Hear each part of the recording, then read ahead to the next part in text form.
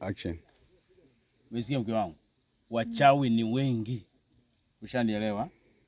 Ili shamba hili watu wanakuonea wivu kutokana na kazi kubwa tuliyoifanya.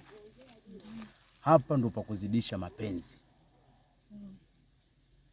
Isije ikatokea kina Baisa hapa wanakuvizia vizia, wanakudanganya danganya, wale wavivu. Jishikilie mama. Sawa mume wangu, nimekuelewa. Unanielewa? Siwezi yani nikakuacha. Kwa juhudi tulizozifanya mimi na wewe.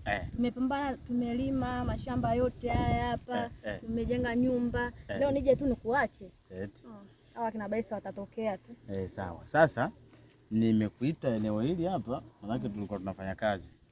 Mimi bwana, kupitia hizi mbaazi, kitu cha kwanza mwaka huu ninachotaka nifanye, nataka nimuongeze mwenzako, yaani mke wa pili. Umuongeze mume wangu?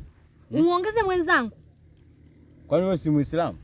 Mimi ndiyo Muislamu, sijakataa. Na unaijua dini? Naijua dini haswa. Sasa mbona una complain mimi kwa kuhusiana na masuala kuongeza mke kupitia mbaazi hizi? Mume wangu, mimi na wewe tumehangaika mpaka kufikia leo, tumelima hili shamba. Leo mbaazi ukija ukavuna ukaoa mke wa pili? Ukubali ukatae. Bei ya mbaazi mwaka huu ni bei kubwa.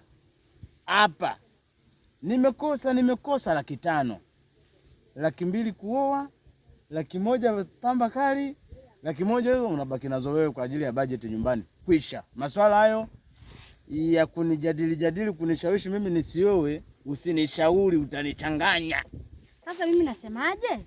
Wewe kama mwanaume kweli, mbaazi hizi zikaja uzikavunwa, kachukue mke wa pili. Utafanya? Utakuja kunitambua. Utafanya nini? Nitakufanya chochote ninachokijua mimi. Wewe mimi hapa nina uwezo wa kukunyanyua hapa.